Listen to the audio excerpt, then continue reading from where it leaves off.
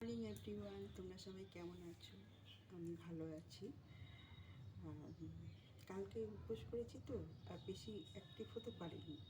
মানে জল ঢালার পর যখন এবার যতক্ষণ উপোস ছিলাম ঠিক ছিলাম, এবার যেই জল ঢালা হওয়ার পর না, তারপরে দেখি যে মাথাটা ভীষণ যন্ত্রণা করছে। বেশিক্ষণ আর ফোনটা নিয়ে বসে থাকতে পারছি না, বুঝলে তো।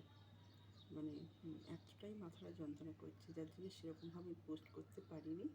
তো তার জন্য কিছু মনে করো না, আমি অ্যাক্টিভও হতে পারিনি।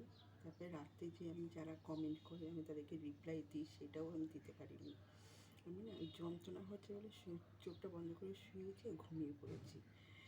তা এখন সেই ঘুম ভাঙতে ভাঙতে রাত্রি হয়ে গেছে, তখন আর কিছু পোস্ট করিনি, আর ফোনও দেখিনি। যদি আবার ফোনটা দেখলে যদি আবার যন্ত্রণাটা বাড়ে, ওই জন্য আমি আর কালকে ফোন টোন দেখিনি। তার জন্য কিছু মনে করো না।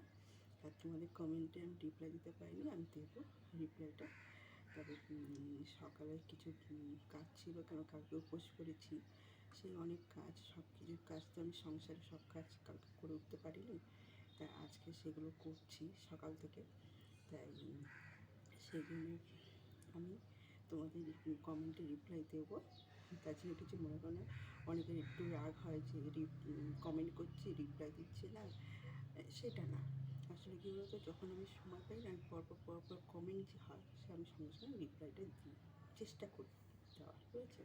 আর যদি না একান্ত না পারি, তখন আমি রাত্রিবেলায় আমি কমেন্টের রিপ্লাইটা দিই, দিয়ে প্লাস এবার আবার আমাদের যে কাজ থাকে সেসব কাজগুলো করি। তারপরে কী পোস্ট করতে হবে, কী হবে, এইসব নিয়ে আমরা অনেকে ভাবো হয়তো এত রাত্রি পর্যন্ত ফেসবুকে অ্যাক্টিভ রয়েছে, নিশ্চয়ই কিছু একটা করছে।